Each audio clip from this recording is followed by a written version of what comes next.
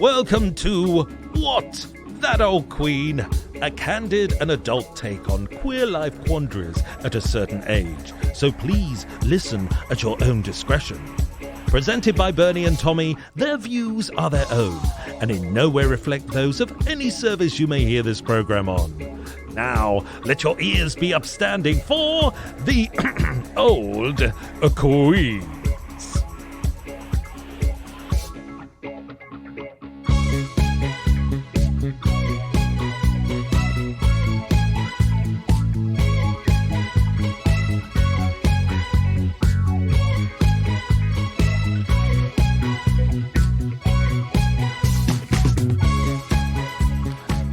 Hey up, Tommy. Right? Yeah, how you doing? I used to like it when we didn't ever do the hellos. Oh, yeah, you did, didn't you? We used to go straight into just like saying something like people walk into a room and we're already at it. Yeah, I know. Why have we come back to this? It kind of went out the window. I think it was when we were on Zoom. Oh, okay. Because we had to say hello. You couldn't hear the music. And so it was your cue to say you can talk now. But yeah, in future we'll start mid-flow. Okay. How you doing? I'm feeling a little bit achy, a bit under the weather, but I haven't actually got really a cold as such. I just feel headachy and a bit achy, but I think that I'm pleased you're here and I think that we're going to have fun tonight. Yeah, we should do. I hope so. It will lift your spirits and heal you doing this podcast, I feel. Well, let's hope so. How's your week been? Well, yesterday I went to Stratford-upon-Avon to visit Shakespeare's Birthplace Trust to do some work in their archives. I had to leave Bristol about 5 o'clock and it was very wet yesterday. So I went in my full wet weather gear, including wet weather trousers, and I left them in the archive along with my house keys. For someone to find in the future. Well, I like to think that they might be part of the archive. Yeah. How did you get back in? Well, luckily, Alec has a spare set, my neighbour. So, it all worked out all right. Okay. And I met him in a pub, so I managed to get a couple of drinks in as well. Oh, nice. And didn't your train break down? It broke down on the way there, yeah, so I was an hour late. Oh, gosh. Yeah. An hour late for the archive. But he said that was very good because he managed to get all the resources that I need on the table. They were all displayed when I got there, including this massive picture of Laurence Olivier. Oh, naked? No. Oh. Is that going to be the title of your autobiography? An hour late for the archive.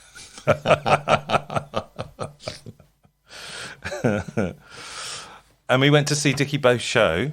Yes, for the press night on was it Tuesday night? Yeah. Yeah. I loved that you posted on Twitter, I think, a very articulate response to it. I tried to do the same on Instagram and tagged, because the show was at the Ustinov studio, I think I tagged furniture store in Russia. The Ustinov furniture store. Great. And I noticed that they looked at the post. Did they like it? No. Oh, okay. I think they probably were just confused. Yeah, and they haven't shared it or anything. Okay.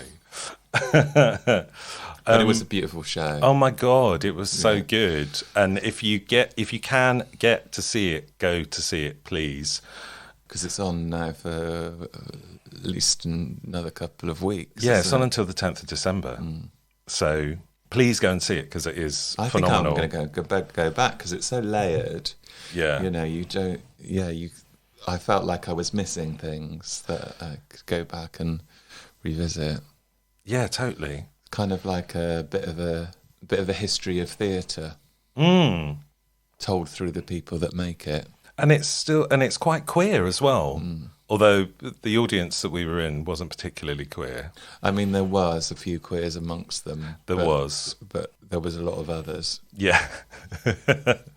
was a marvellous old lady next to me who was making wonderful sounds every time Dickie did something odd on stage. In a sort of positive way. In a positive way, yeah. Oh, yes. Sort of like she was having a little orgasm.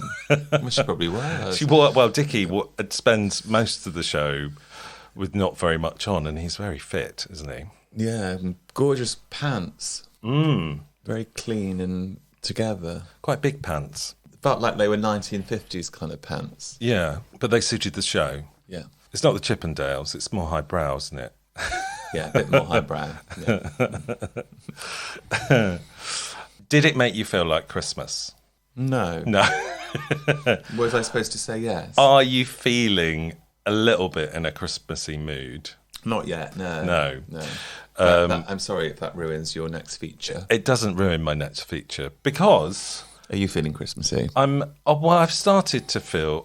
But this always happens to me. I suddenly feel a little bit Christmassy at the end of November. And then by the time Christmas comes around, I've had enough of it.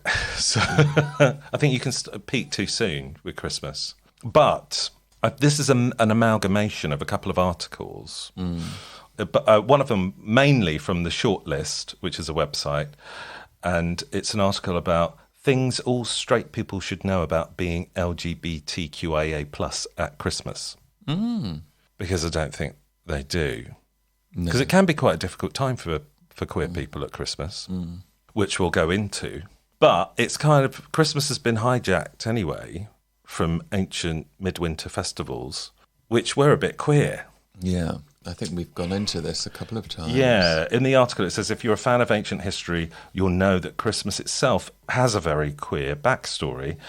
The ancient Roman holiday, Saturnalia, the forerunner of our Christmas, was a time for feasting, cross-dressing and orgies. And we've definitely spoken about that before. Well, all of those topics and Saturnalia. And partaken in. On occasion. When invited. So it says, as we celebrate the most wonderful time of the year, here are all the things you might not realise about being queer at Christmas. So number one, there's a reason why partying is an important part of queer culture, especially at Christmas. And why do you think that is? Because it might be quite miserable on Christmas Day, so you want to get the fun in the lead up? Yeah, definitely. But there's kind of an intrinsic reason as well. So when you grow up queer, so much of your formative years are spent hiding your real identity and suppressing your real feelings. The closet keeps you from being yourself, and you can sometimes miss out on things people your own age are going through, like teen romances and going out clubbing. So when you do finally come out as a queer person, and what a wonderful feeling it is to come out, it can be like you're trying to make up for lost time. I still think I'm trying to make up for lost time in my tender age. Yeah. And this is especially true of big celebrations like Christmas, New Year's Eve and Halloween. It's a chance to dress up, go out and go dancing and be undeniably ourselves. It just reminds me of Twiggy in the Marks and Spencer's advert. Which I think that John Lewis and the Marks and Spencer's advert are very queer. John Lewis adverts always make me cry. Yeah. But there's also that saying as camp as Christmas as well, isn't it? Yeah. Which is kind of, it's a bit weird because, like I say, Christmas isn't traditionally for queer people, but we're making it so. So number two, many people have a difficult time at Christmas, many queer people. It's no secret that the holidays are a difficult time for queer people. Disproportionately estranged from family means we often must create our own family. Whilst these chosen families can be tremendously life-giving, it's tough not to long for our families of origin during Christmas time. Many still in relationship with family are forced to retreat into the closet for fear of safety or exclusion this season. And some queer folk who have affirming families of origin still experience the twang of heteronormativity in holiday commercials, family events, and church services throughout December. There's a reason why many refer to this as Blue Christmas, because the holidays can leave us feeling pretty blue and our identities are invalidated, excluded, questioned and marginalised. I definitely get that. I spend a lot of it, if I'm with my family, just biting my tongue or trying to pacify something. And, the longer amount of time that you do that, the more you actually suppress who you are, and you just become adrift of who you feel like. And so that can lead to feeling, was it all worth it? Yeah, exactly. And it just sometimes feels like you're maybe not having as nice a time, particularly on the Christmas day, I think, as like hetero families and stuff do. But Will you still be coming around to my house on Christmas Eve and drinking a bottle of sherry? Of course I will. See, this is how we need to make Christmas our own. It's a tradition. Yeah, well, we've started it now. Number 3, going to church is a strange experience. While going to church might be a ho-hum sort of activity for many, for LGBT plus people, heading to a carol service can be an unnerving experience. Who knows if the vicar is going to launch into a diatribe about the importance of traditional marriage. I remember going to a nativity service for my little cousin, this is the person who's written the article, not me, when I was younger, and briefly wondering whether God would smite me down for my gayness. Well, it's possible. Yeah, it's a bit awkward, isn't it? Well, I don't think he should do that. What, God? Yeah. Well, he made us gay in the first place, right? If he exists. So, or she, or them, or what. Number 4, Christmas is mostly for straight people. Well, there's a lot of it that feels like that, yeah. Yeah. There's definitely a lot of it being gendered around, like, presents for her, presents for him. Oh, yeah. I always want the hers. I sometimes wanted the hers. Maybe a little bit of him. I know which bit. Yeah. So straight people might not realise this, but lots of Christmas culture excludes queer people. If you're queer, you won't find many Christmas cards that feature 2 men, 2 women, or a transgender couple kissing under the mistletoe. And by the way, this is also true for birthdays, anniversaries, Easter, you name it. I think it's getting better, but on the whole, you're not going to find it at your Tesco's, are you? I don't get that many Christmas cards really these days. Well, there's also an environmental thing about sending Christmas cards as well, isn't there? Well, we'll have to ask our guest that. Oh, yes, we will. And the same goes for Christmas movies and TV shows. Pretty much everything about Christmas is mainly heteronormative. I mean, they need to do better, don't they? Really? Like, well, maybe we need to do better to queer Christmas up. I worked in a grotto for many years as Martin the elf, and Martin was definitely queer, and he became very successful. Yeah, I know. I've read some of the reviews for another show. I was Cupid, the queer reindeer in the reindeer monologues one Christmas. Oh, what was your outfit like? Very glitzy. Those sparkly reindeer antlers. And yeah, I'd showered myself in glitter practically every night and had full like eye makeup and everything. It was quite fabulous, really. I'd like to see the pictures. Yeah, I don't know if there are any. It was quite a while ago. It was before the photography was invented.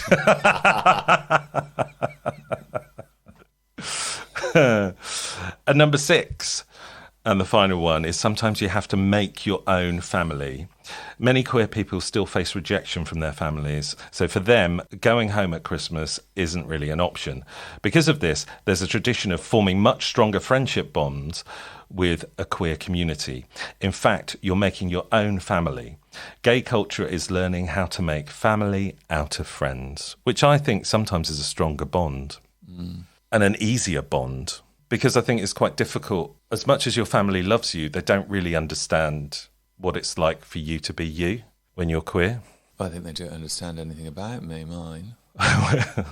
Case in point. Yeah, I'm not sure mine did. I mean, I think they tried, but yeah, and do try. But yeah, I think it's quite difficult for them to realise what we're about. So, yeah, having your own queer family, especially at Christmas, is rather fabulous. Of course, if you're listening, Mummy. She's a regular listener to this show, isn't she?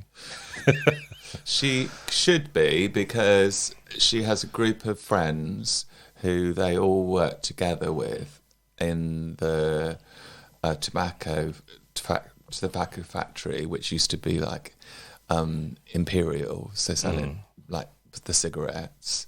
And they've known all these women have known each other since, you know, they're now in their late 70s, early 80s, and they knew each other from 18, and they all call each other the Queens. Well, there you go. Yeah, and then there's a newcomer that they met when they were in their 30s, and she's the Duchess. I think, yeah, I like the term Duchess. Well, you could be one. Yeah, I'm happy to be the Duchess. I used to love that programme when I was a kid, The Duchess of Duke Street. Oh, I don't know what that was. Do you remember that? It was a bit like Upstairs, Downstairs, but I think it was set in a hotel. But it was a poor woman made good. I was at an online conference just before you arrived, and they were talking about gay references within TV and culture, and the guy that was talking about it, I don't think English was his first language, and so he talked about the victim and said it was with Dick Bogart, and then he also talked about the TV show You Are Being Served, and it just sort of had more of a queer instantly, more of a queer leaning. I mean, why didn't they think of calling it You Are Being Served? That could be the sequel. Yeah. We could do it. Yeah. Right, okay. Well, we're going to have a little break with some real ads, which you can listen to, which will give us threepence halfpenny. Or you can give us some money via our Acast Plus account and listen ad-free, or Ko-fi, or Patreon, or PayPal, or buy some merch just in time for Christmas. All your queer family would love What That Old Queen bit of merch, I think. Would go down very well. I think so. But afterwards, we've got a fantastic guest. We've got Caleb Parkin, self-described day-glo, Queero, techno, eco-poet. Which is why I said maybe Caleb might have thoughts on Christmas cards. Yeah, right. Because he's developed his own personal declaration to climate change. Yeah, but we can see if Christmas cards are acceptable. Yeah. Okay. I mean, I've got a whole checklist. Yeah, maybe you can reuse your Christmas cards. Maybe that's acceptable. I don't know. But anyway, we'll have a little break. Is that all right with you, Tommy? I think so. Okay, we'll have a little break and we'll be back after this. Ooh, so we're back. And we have a fabulous guest, don't we, Tommy? Very fabulous. We have Caleb Parkin, self-described day-glo, Queero, techno, eco-poet, formerly the City Poet of Bristol. In fact, he was the third City Poet of Bristol. So if you're looking for a third, Caleb's your guy. Hello, Caleb. Hello. What do you mean by that? Like a threesome? A three-way? Yeah, sorry. In a poetry way? Yeah, I mean, I'm making a huge assumption about that, but it was just a joke. It was a play on the third bit. I'm trying to think of like poetry thruples now. I'm sure there were some. The Bloomsbury set, I'm sure there were some there. Yeah, but I mean, that was a poetry orgy. Quadruples. Yeah. All sorts. Yeah, definitely. And which we've done quite a bit on those, haven't we? Yeah. The Bloomsbury set and this season. It's almost like an ongoing theme throughout this season. Anyway, Caleb, tell us about you. Sure. I'm realising as well, you were so swift to bring in the jingle that I didn't have a preparatory cough. So I'm just going to do it now. Okay. That's better. Sorry. Great. Yeah, great. I'm there. Am I telling you about me? What do you want to know? So how did you start getting into poetry? I wrote since I was kind of in my early teens, and then at that point the GCSE curriculum was enlightened enough that you could produce a kind of portfolio of poems, which I did as part of my English coursework. It's amazing. I can't imagine them doing that now. And my English teacher was a poet, and so I remember giving this kind of folder of poems, and all he wrote was A star superb, and I was like, well, I should probably carry on with this, which was nice. But then the thing is with poetry, it's hard to sustain as like a career, like with all up, being an artist of any kind. So I kind of kept it going and was writing throughout my 20s, and then it was only when I got to about 30 that I started to kind of think, partly because I tried some other careers and it just didn't work for me. So I was in BBC doing TV and radio production stuff, and then I was teaching and education and writing throughout all of that. And then I kind of was made redundant, I guess when I was about 30, 31, and thought, right, I'm just going to focus on this. And I've been trying to kind of make headway and move up and across with it since then, really. And how was being the city poet for you? Really fun. Yeah, I really enjoyed it. I was delighted to get it. It was the kind of second time of applying, and the first time I applied, I was like not in the right place for it, and hadn't got to where I needed to be, I think. And then the second time, I felt really strongly that I was. And commissions, are kind of different to writing your own stuff. We had like a commission brief, and really thinking about what the poem as a kind of gift for the city will be like. And I really enjoyed that. I think some poets find that really difficult to kind of write on demand, as it were. But it was good fun. I mean, some of the stuff you write about, I was city poet during the Platty Jubes, and I'm not a royalist even slightly, so I had to find a way of doing that which felt like it worked for me and would work for the commission. I felt a little bit sorry for, is it Simon Armitage, the poet? Yes, yeah, he's the poet laureate at the moment. Yeah, I felt sorry for him having to write about the Queen's death, because I can't imagine that he's much of a royalist. No, he did the sort of double acrostic, didn't he? The Elizabeth. It spelled Elizabeth out down the side. Yeah, I think he got away with it. It was all right.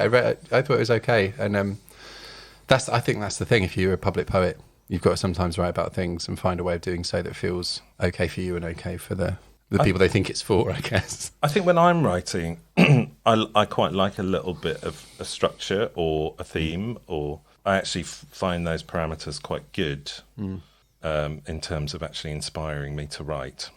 And I used to write a lot of poetry when I was younger, not particularly good poetry, I hasten to add. But yeah, I was quite a big fan of it. There's something to be said for bad poetry there. There is. Maybe I'll release a book of bad poetry at some point.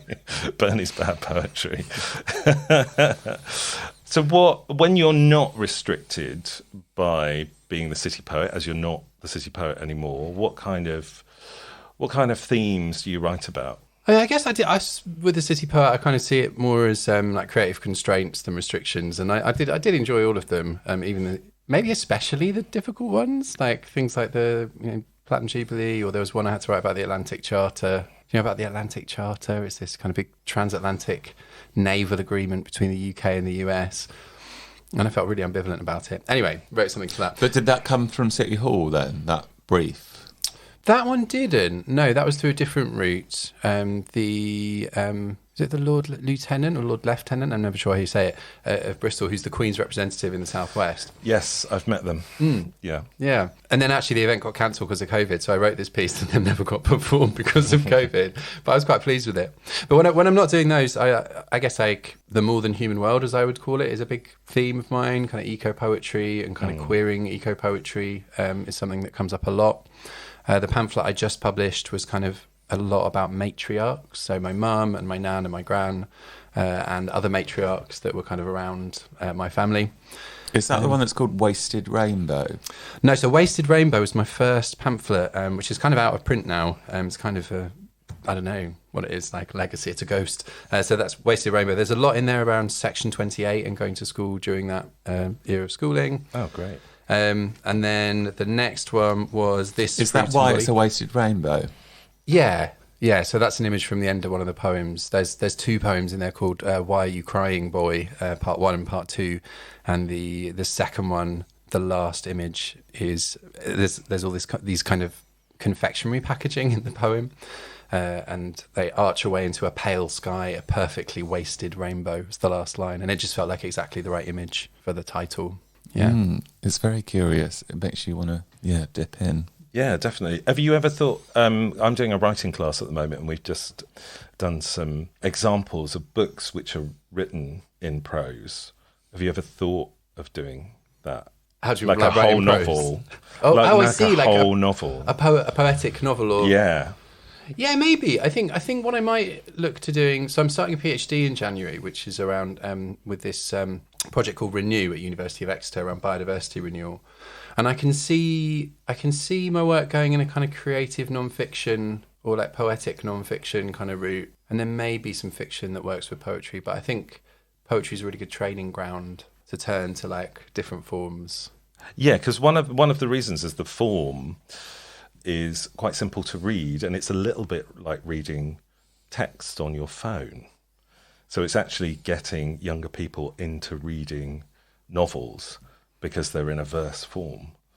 So you like shorter lines, more space around them? Yeah, because it seems to be more accessible. And maybe more episodic. Yeah. Yeah, I know Dean Atter, who's a great poet, and he's written a couple of verse novels for young people with kind of queer themes, and they've done really well, and seems to work as a form really nicely. So I really like when poetry meets different forms like that, different genres. I don't know if I'll do that or not. Okay. I'm still trying stuff out with poetry, I think. Well, we'll watch this space. It sounds like it might make more money, which is good, because it's the tricky thing with poetry. Making more money. Yeah, poetry is a bit like podcasting. Labour of love. Yeah. So do you have a little poem for us? Yeah, I mean, I've got a shit ton of poems. Are we allowed to swear on this? I forgot to ask that. Absolutely fucking not. Okay. I mean, yeah, so there's, on the queer themes, like Wasted Rainbow, the cynical bit of me is like, no one can buy this anymore, so I don't know if I'm going to read any of those. Okay. Actually, there is one from there that's in here that I thought might be quite fun. Or I could read the Pride poem I wrote as City Poet. Okay. You okay, do you? Well, you do what you feel is right, Caleb. Responds to what you feel is right. I'll tell you what, I'll read you this one from the end of The Coin. So The Coin is the latest pamphlet from Broken Sleep Books. And I realised I had a lot of poems about my mum, who'd also had treatments for cancer. So there's poems about that in here. And my nan, Betty, and my granny, Joy. And the last poem, there are two kind of bookending poems. The first one's called The Coin, which has a lovely Oscar Wilde quote, which I think sets up the pamphlet. And the quote is, "All women become like their mothers. That is their tragedy. No man does. That is his." And I guess like the pamphlet's wanting to push back against that, or kind of lean into what Oscar Wilde is saying in a way. And so the last one is called The Pattern. And there's a bit of graffiti that my mum really loves, anonymous graffiti from London, 1978, which is, "My mother made me a homosexual." And someone's written underneath it, "If I gave her the wool, would she make me one too?" So because my mum is a prodigious knitter, I thought I would kind of respond to that. The Pattern. If she could, she'd knit you a boyfriend or a balaclava. She'd knit you a softer day, a longer year, a macrame life with a looser weave, a fingerless glove for new lover, a man or a mansion, if she could. But she'll knit anyway, from any old yarn, and turn it into its opposite.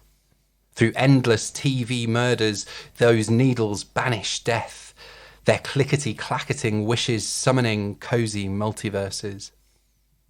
And even though the twine might get slightly too tight, the ends slightly frayed, she'll knit with her every last synapse. Rest is off the table until it's all made wearable, bearable, understood. If you've got the will and she's got the wool, then she would.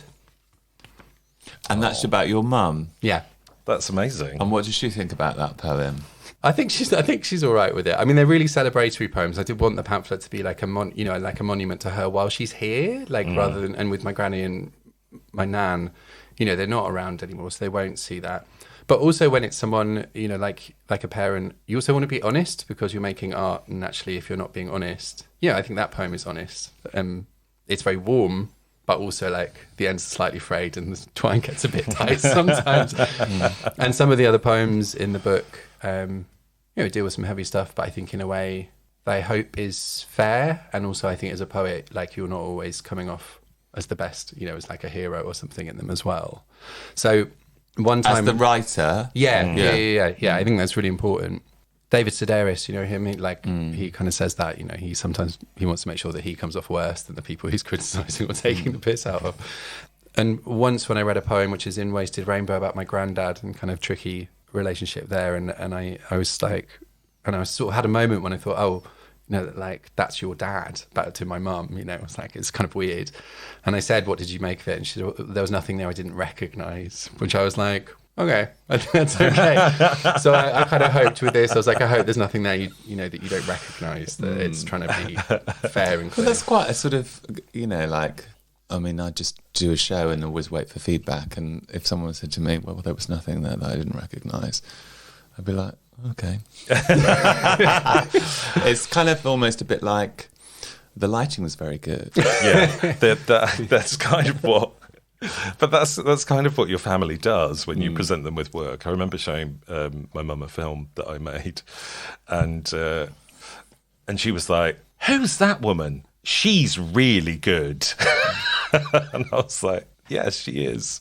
And that was it. I know this performer, and she was reading out a review, like 2 reviews of her work, and one review said, like, this person is it should be a national treasure, and then the other review said, this person is just the worst performer that there ever is. And the mother said, well, I think both of them are a bit over the top. But I think I've stolen something from you, Caleb, in the little, very short performance that I often get wheeled out and doing, where I wear all these old ladies' dresses. And one of the lines is, you should never underestimate the power of a feminine child. And when you team that with an old battle axe, it makes for a fearless combination. And it feels a bit like what we're talking about now. Yeah, I think what is that the came root of that line? Never underestimate the effeminate child came from Chloe Poems, which is the persona of Jerry Potter. And are they a Liverpudlian poet? Yeah. Yes. So I've seen them at the Vauxhall Tavern. Yeah. Yeah, so he's brilliant, and Chloe Poems was a brilliant character, I think, who's been retired now. But that line came from one of Chloe's shows. Yeah. Well, it's passed through. Yeah. It's been absorbed.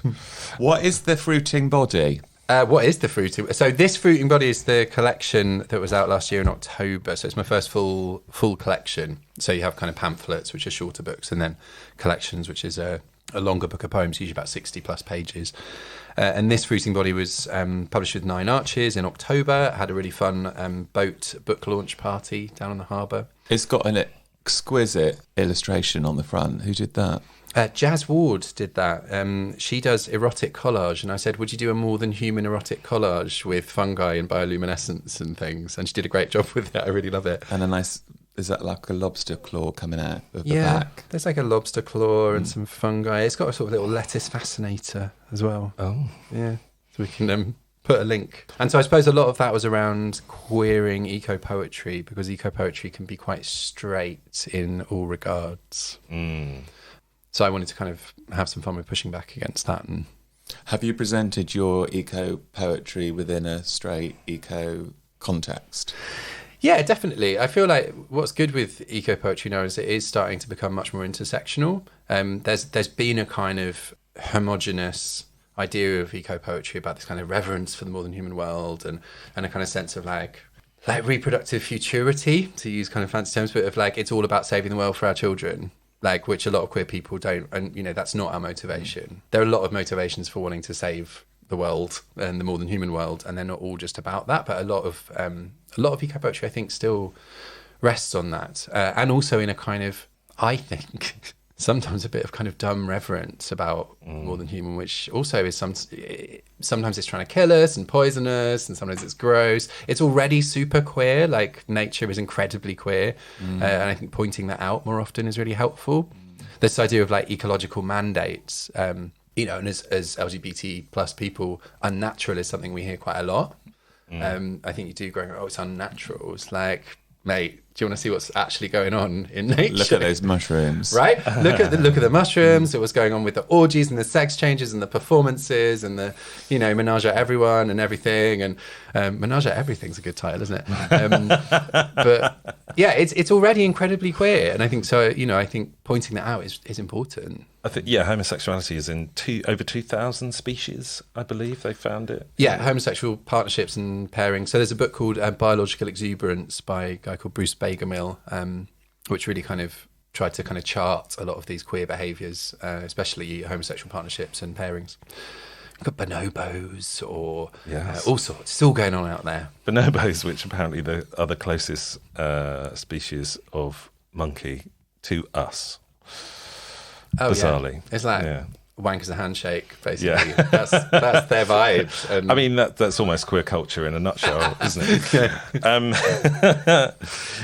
Tell us about your Writing for Wellbeing project. yeah, sure. Like, I haven't got that hat on this evening. I think I have. I do think like boys Because it might come in useful with the Queens of Agony. It might well do in a moment, but I always feel better after. I don't do it often enough, but I feel like I always feel better after writing, and especially because you tend to put a lot of your own experiences in that, so it almost feels like a form of therapy in itself. Mm-hmm. Yeah, I think so. So the MSc that I studied was creative writing for therapeutic purposes, and it's worded like that quite particularly. Actually, so it's not creative writing as therapy; it's for therapeutic purposes. So I think that can be quite broad, because actually it can be therapeutic for something just to be enjoyable and playful and silly. So it's not always really deep diving into, and it shouldn't necessarily be deep diving into traumatic experiences.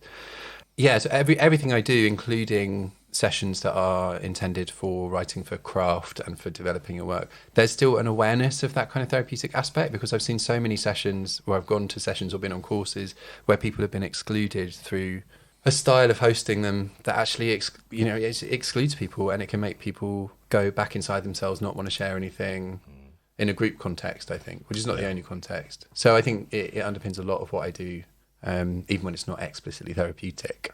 Okay, Can we have one poem from this in body? Yeah, Yeah. sure. let's. I might do one called Shrinking Violets, which was also in Wasted Rainbow, because it's my queer changing room poem. Not Changing Rooms, the 90s series. That's what I thought you meant. Yeah. Although someone did write a poem about changing rooms I read recently, and it was really good. Anyway.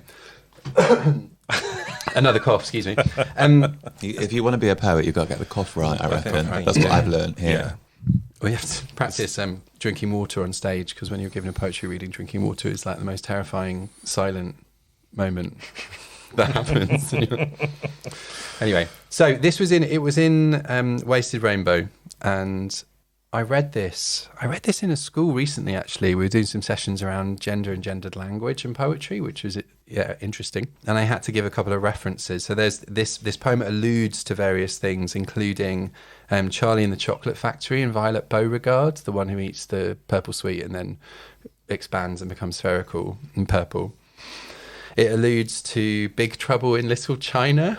Do you know that film? Yes, I do Terrible know that film, like full of racist stereotypes, which is kind of the point. What else? Oh, The 50-Foot Woman, and Akira, the Japanese anime film as well. You'll see why. They're all kind of images of bodies expanding and kind of exceeding their limits, I guess. Shrinking Violets. One of the men struts through shower steam with a "Who's got some hair gel then?" hums the theme tune from Rocky. One of the other men describes the bird from that party, how he'd like a bit of that. While all this is going on, I face the wall, gingerly dry my bits, try to avoid eye contact with these men or these other men. Then, before I know it, I start to expand. Like that scene in Big Trouble in Little China, except no, not that.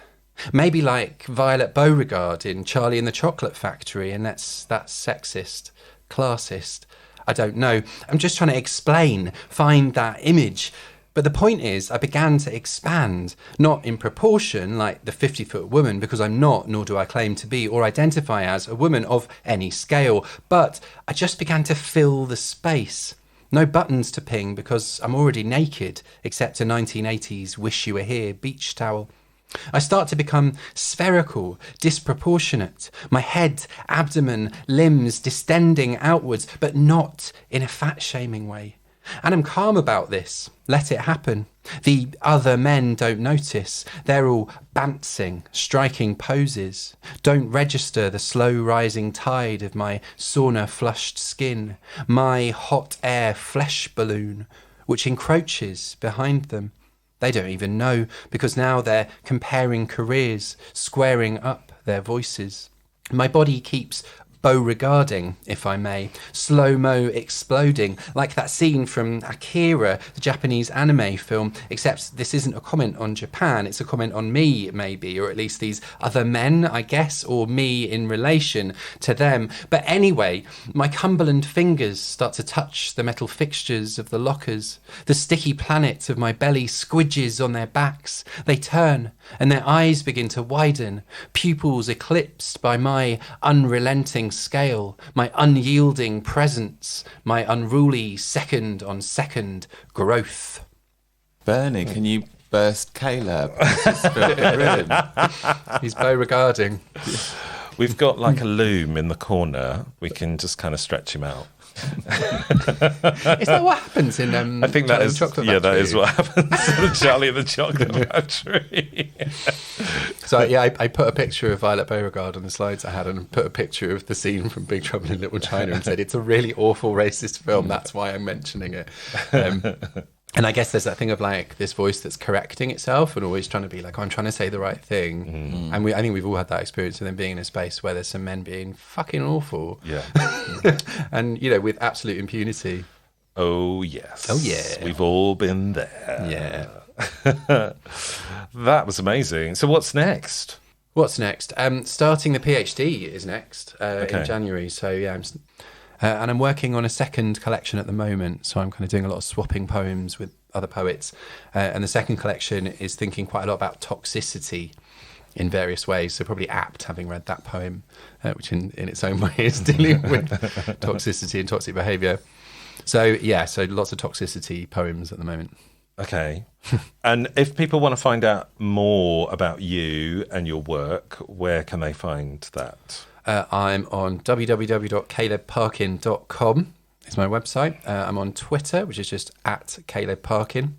And on Instagram, I'm at Caleb Parkin Poet. Lovely. I'm not on Mastodon yet, by the way, for all the people like migrating from Twitter. I haven't done that yet. Totally confused by Mastodon. I did try it. I've dipped into it. I don't understand it. So it's... I just can't be bothered. It's a mystery. Can't be bothered. I'm like doing Twitter, doing Instagram, doing Facebook, doing email. Yeah. I can't. We did have a question, an eco question for you about Christmas, because we did a little bit, because Christmas is coming up, obviously. Yeah.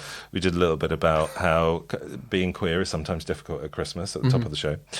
And your personal declaration to climate change. Yeah, but Christmas cards, Yeah. eco or not eco?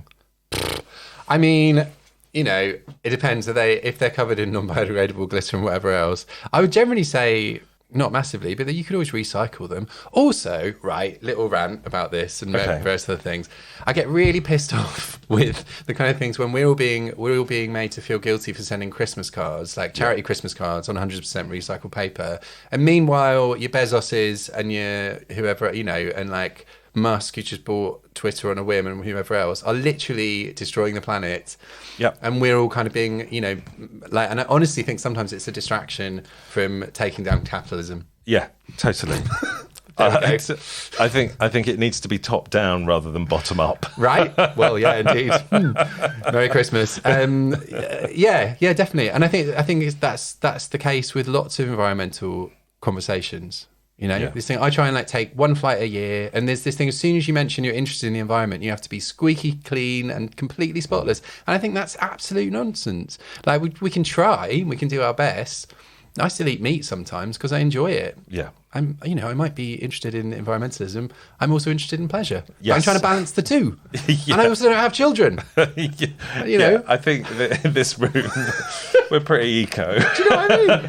So I find, on the one hand, yes, it's good to think about individual consumer choices. On the other hand, I don't think that, hand-wringing about all of them actually necessarily does anything. And it annoys me that we're made to do so often. Good. Here. Right. Well, on that note, I'm going to be that opinionated about all of the agony. Okay. Well, I hope so.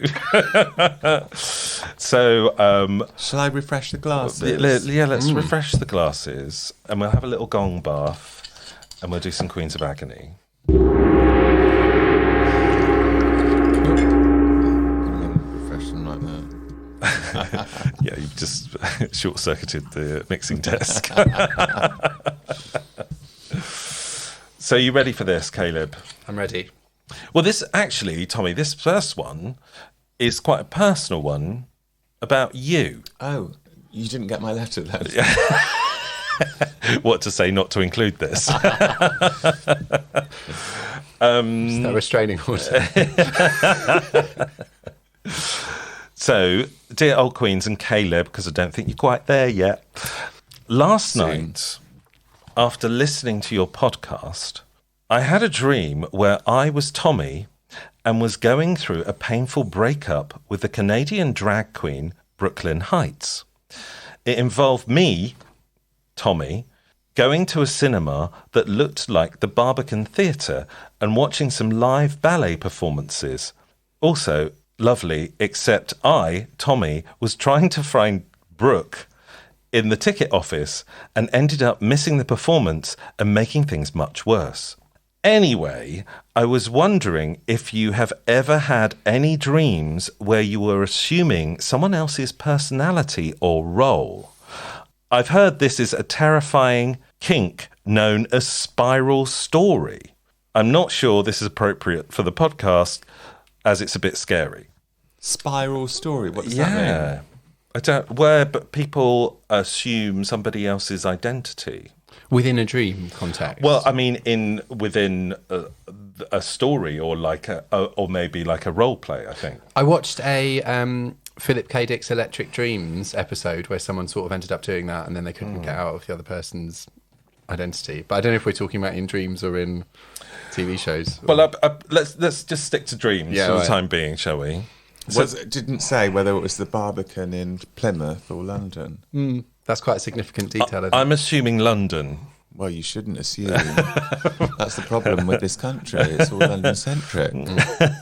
But I think this person is more likely to be in London than Plymouth. Okay. I don't know.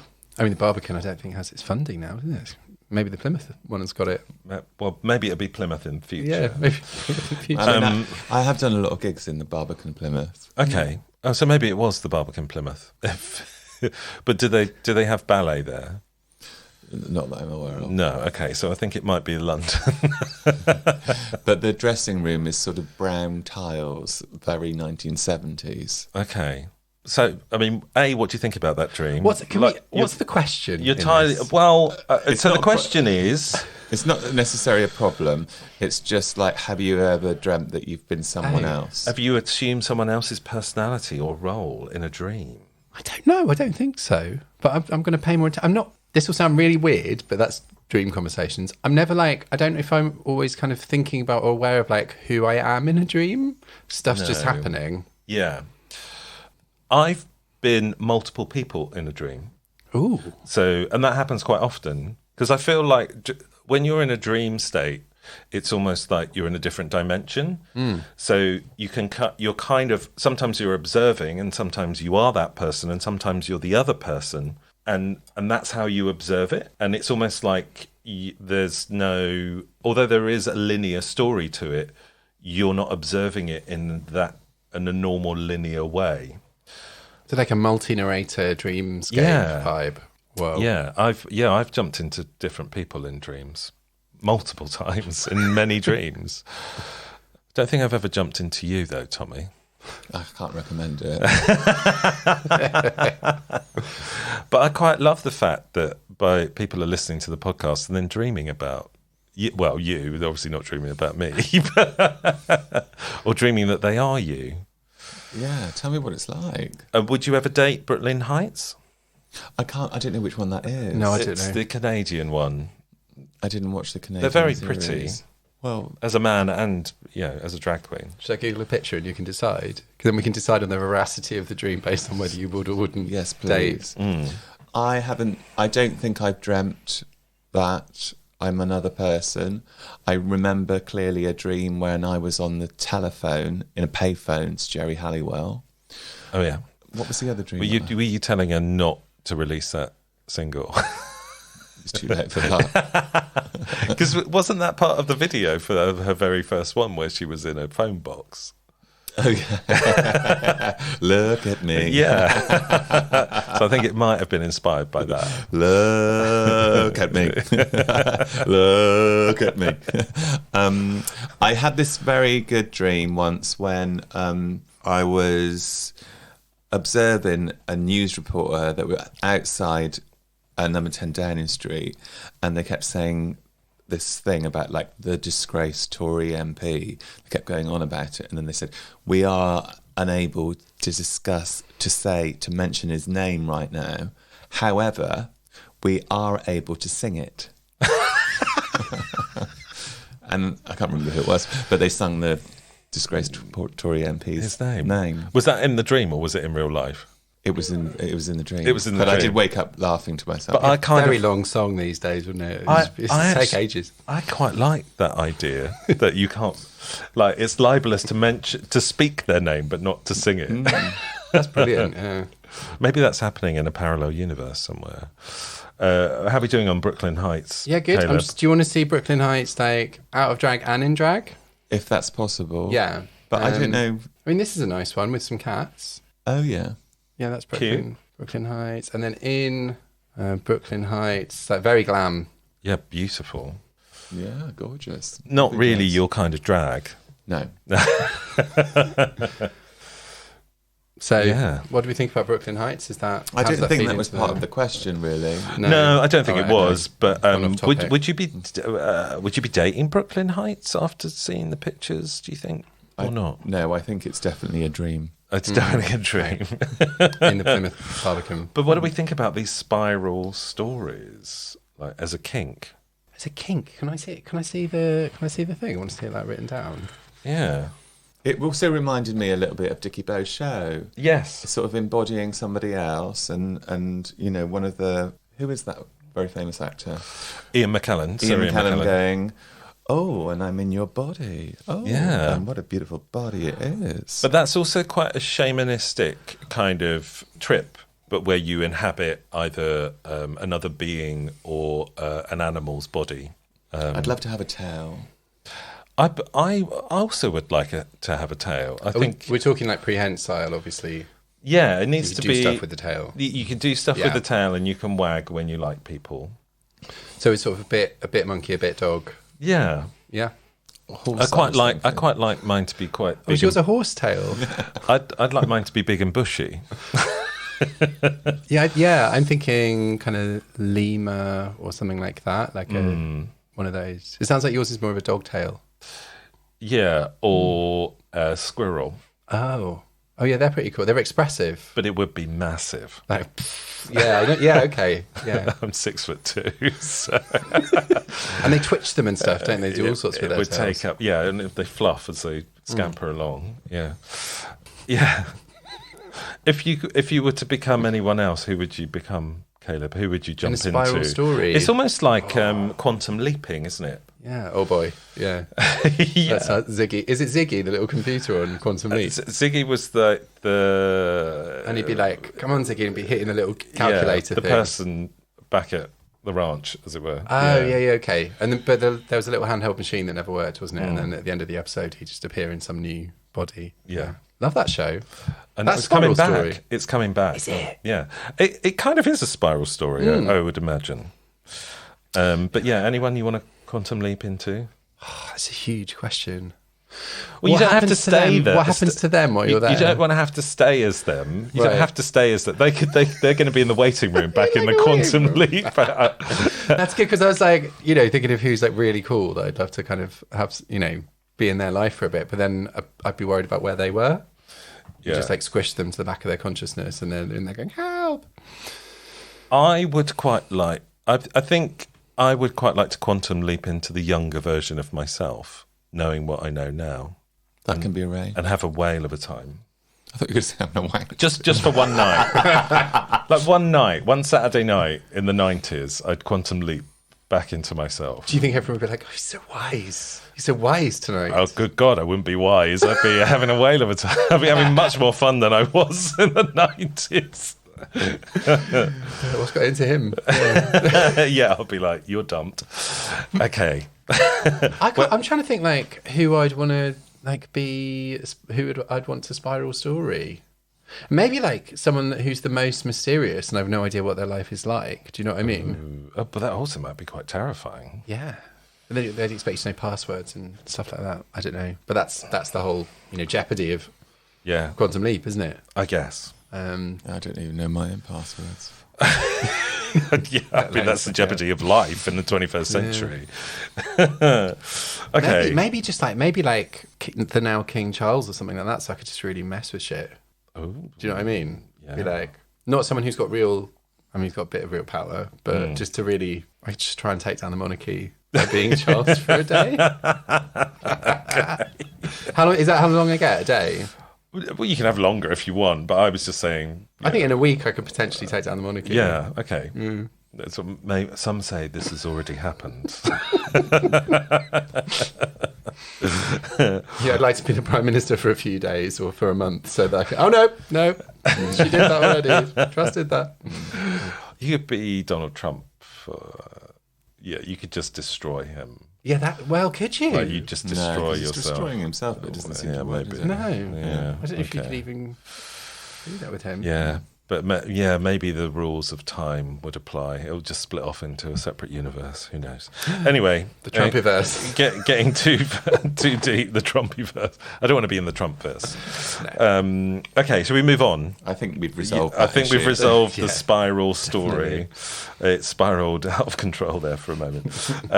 Okay, dear old Queens and Caleb, would you date a trans man? In my case, I'm still pre-everything, mask-presenting trans guy. What do you think is the common opinion?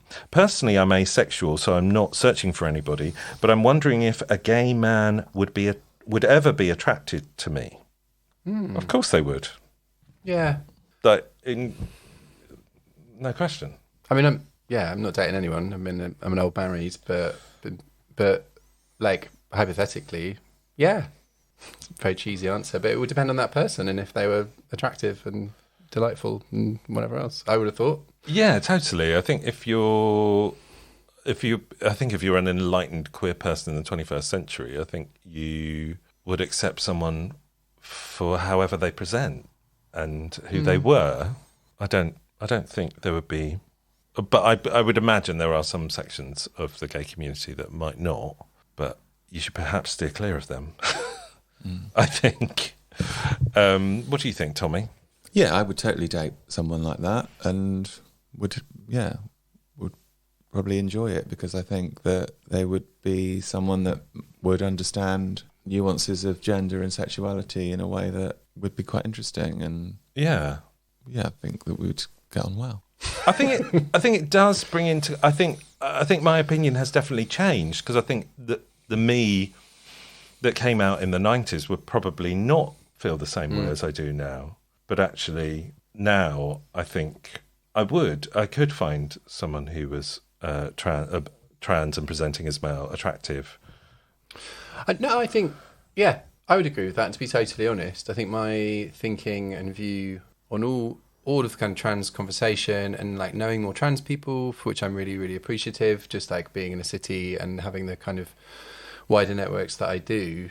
And I'm really thankful that I know a lot more trans people and have those conversations. And previously I probably would have been a bit like, I don't know, or but because I didn't know enough trans people.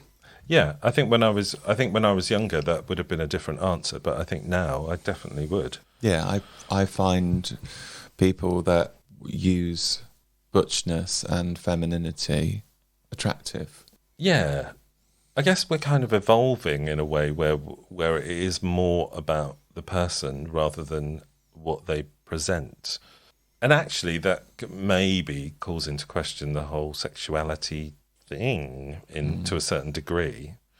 Well, also, I think as I've got older, my ideas around what is sexy and like what roles you can play have been much more, my eyes have been open much more. So there's a lot more in your tool bag to play with. Yeah, exactly. Yeah. It's a broader spectrum.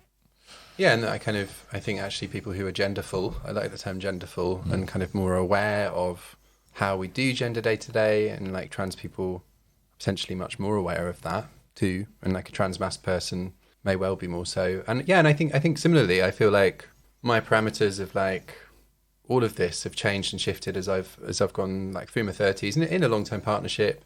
But like who you find attractive and how you perceive and kind of experience gender, I think definitely changes. And people who are kind of able to be more fluid and flexible with all of that are much more attractive to me, actually. Like even actually people kind of playing up butchness, like cis men wise.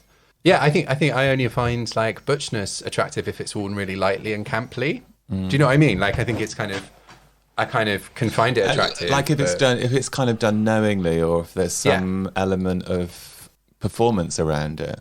That kind of butch camp, I think, is how I think of it. It's like, but if not, then I'm a bit like, ugh.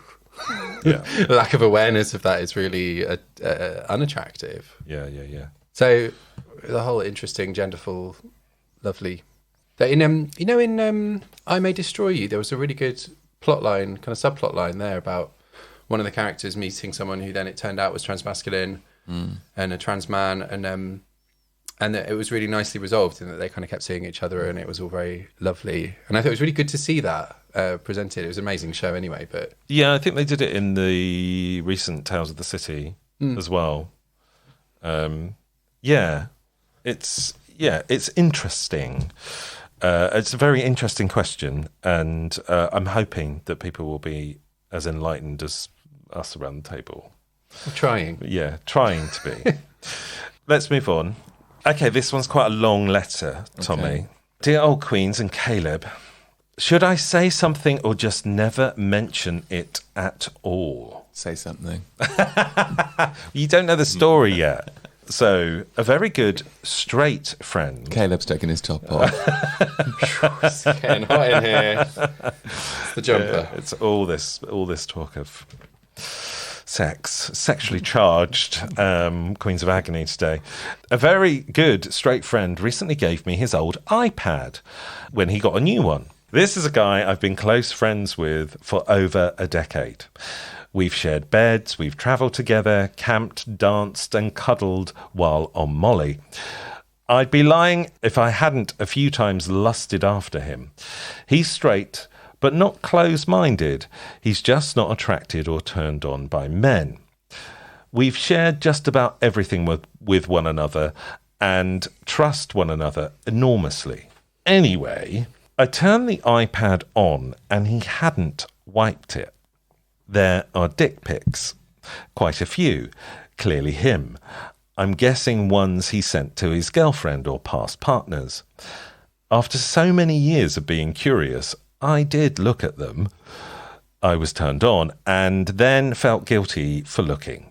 My question is, do I come clean and mention that I saw the pictures and give it back for him to wipe it, or just never say a word and pretend I didn't see them?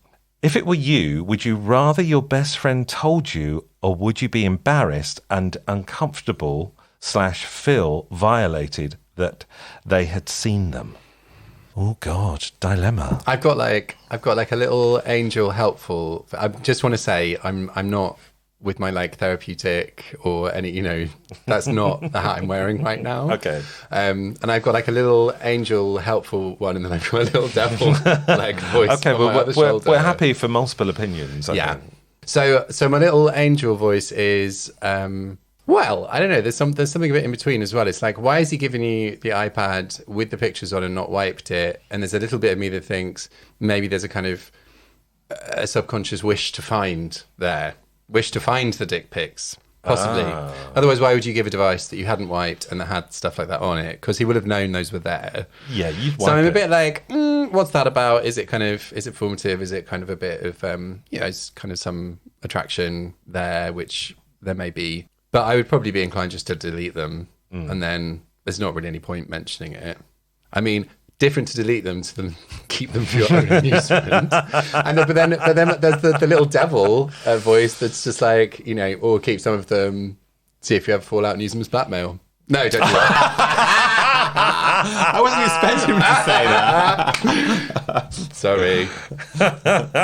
It'd be quite fun, wouldn't it? Is that a glass of wine now? I mean, maybe not use them as blackmail.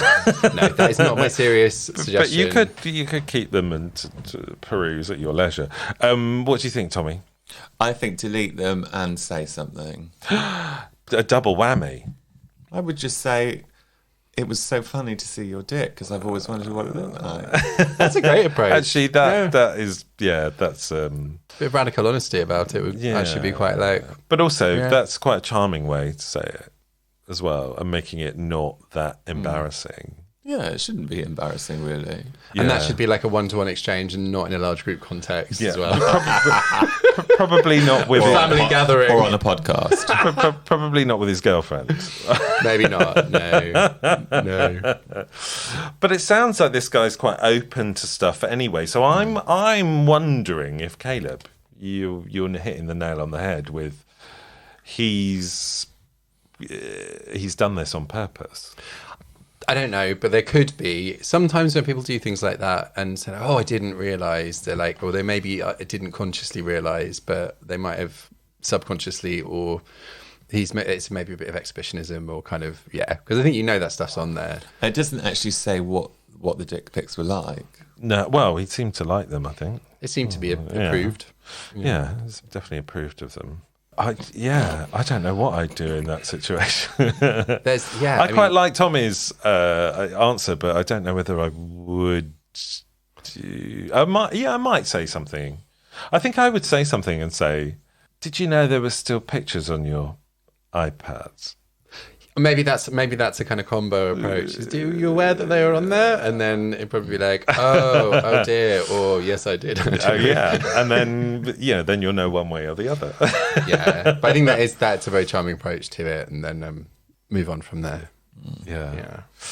But always wipe your devices. Always before you wipe give them, your devices. Do you know what I mean? I did that in Carphone Warehouse once, where they said, "Oh, we'll take your device and give you some money back for it." And I was like, "Yeah, but I haven't wiped it." And I was like, "Oh, it's fine." And then I was like, "Oh, I mean, you shouldn't look on a gay man's phone." I always tell my straight female friends, you never swipe. You never know what you're going to find. But I'm also like the kind of, were they in a folder? Were they just in the general gallery? Well, they must have been in general gallery. Just general gallery. Yeah, I mean that's how iPads work, isn't it? Just in the photo. Would there not have been a subfolder? But then what would you have called that? I don't know. Private. I'm looking in that. Also, my friend and I have a tradition now of sending each other unsolicited dick pics. Do you know what a dick is? No. They're an adorable little deer that you get across Africa. They're so cute, and they're like a little manga character. They've got like huge eyes, these tiny little deer. And so occasionally we just send an unsolicited dick pic because they're so cute. I'm going to find those, especially when I get asked. DIK. When I get asked on Grindr for a dick pic. Yeah, send an unsolicited dick instead. Adorable. Someone once said, "Can I see a picture of your huge duck?" Once it was clearly mistyped on Grindr, and I found a picture of a huge rubber duck and sent it to them, and they told me to fuck off. And I said, "Get a sense of humour." Do you think we've answered that one? I think there's a range of options, including dastardly blackmail options. There's a full moral scale. I wasn't expecting that from you, Caleb, but you've opened my eyes. That kind of thing is always bubbling away in there. I just, felt like saying it at that point. There's light and shade to all of us. Of course. Okay, so final question. Dear old queens and Caleb, what is the queerest star sign? I swear, when I'm on Tinder, most gays are Pisces first, Gemini second, or Sagittarius, LOL. But Pisces is the most prominent. It seems like, heck, I'm Pisces, that's how I'm going to notice. I'll swipe on someone and I'm like, he is Pisces like me, LOL. What do the old queens think the queerest star sign is? Well, is anyone Pisces around this? No. I don't know what any of those stars, what their characteristics are like. So there's two, right? I feel like there's two methodologies here, right? You could either be like, okay, so how many queer people were born within certain star signs, and therefore that is the like queerest star sign. Yeah. Or based on their characteristics of like which is the queerest star sign. You know, like I'm a Cancerian, so I'm a crab. I don't think it's very queer. Okay. Crabs. Is crabs how? Well, I mean, yeah, but you're talking about the representation of I think the of- star I signs, think rather of- than the I like think of- traits. I mean, I don't know each of them personally. I know a couple of queer Cancerians. Do you? Yeah. I think of it as more as a sort of. Sorry if I yawned. Yeah, we're keeping you up. I think of it as more sort of home-loving kind of vibes. What, Cancerians? Yeah. Yeah. I think we do quite like that. And I wouldn't necessarily connect that with queerness unless you were domesticity. homosexual. But I, very good. I don't think you can have the queerest star sign. I think queer people are all star signs. Like, Yeah. what's the straightest kind of star sign? I mean, Taurus. there isn't. Well, I always fall in love with Taurians. I've dated more Taurians, and like everyone I'm attracted to on an app, if I ask them what their star sign is, it's like, oh, I'm Taurus, and I'm like, oh, fucking hell. And No, is that again. okay? So you want to get off the Taurus wagon? Well, it hasn't worked out in the past. the bullish Taurus. But I'm Libra, also ruled by Venus, so which is the same as Taurus. So I You guess know that's about this why- stuff, don't you? I don't Yeah, know I enough about actually this. did a course in Yes, okay. astrology. I don't know much about it at all. So yeah, I wouldn't say there's any particular star sign which is queer. I think Geminis are pretty queer. So I think Aquarius is quite queer. Yeah. Well, you're a Leo, aren't you, Tommy? They're quite queer, I think. Yeah. And I'm a Libra, so yeah, they're so pretty. I'm looking at a picture now of them all just to oh, this is Sagittarius, the Archer. I think that could be quite queer. Yeah, and they're kind of usually half like a centaur archer, Oh, cool. usually Great. as well. That sounds good. I mean, there's something pretty gay about astrology, anyway. I think, you know. So Especially Mystic Meg. Mystic and Russell Grant. Yeah, you know, I think it's all. I think in Chinese and Tibetan, I'm a water boar. I'm a woodcock. Yay! I'm glad I asked that now. Do you know what you are? No. Oh, to find that out. Yeah, I'm a water pig. A water pig and Yeah. a woodcock. So Walk into a bar. Yeah, I mean that also sounds quite queer, doesn't it? So I just think astrology in general is queer. So let's just leave it at that. Yeah. Okay. Great. And on that bombshell, I think we've come to the end of the podcast. Caleb, tell us one more time where people can find out about you.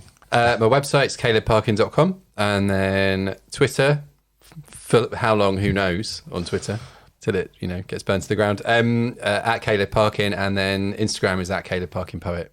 Great. That's wonderful. And please say goodbye to our lovely audience. In the form of a poem. Yeah. So long, farewell, I'll be to say goodbye. It rhymes, but I can't remember the next bit. It's a poem, right? Lyrics are poems. It's adieu at the end to year and year and year. I didn't even know. I failed as a gay. Yeah, you should know all the lyrics to the Sound of Music Sorry, songs. I'm let down. Scurrying away in my little crab-like manner. Okay. Is that it? That's what you got That's for it. us? That's what I've got. I can't think of any good. I know that. I mean, a poem of goodbye is called a valediction, but I can't think of any right now. Okay. Okay, this is why he's an ex-city poet. That's Tommy. right. Exact. Tommy, please say goodbye. In the form of a poem? In a form of a poem. Limerick. I knew someone that had to say goodbye, and they did it by eating a pie. And then it made me cry. Very strong end rhyming. Strong end There you rhyming go. there. So, on that note, we will catch you next time on What That Old Queen.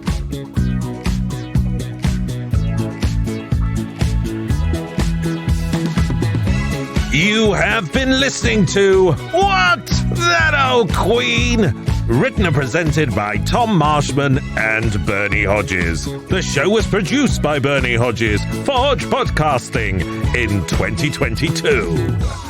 If you have a question for the old queens, or you'd like to be a guest, or you want to sponsor a show and give us lots of money, you can email hello@thatoldqueen.com or find us on Facebook, Instagram, or Twitter.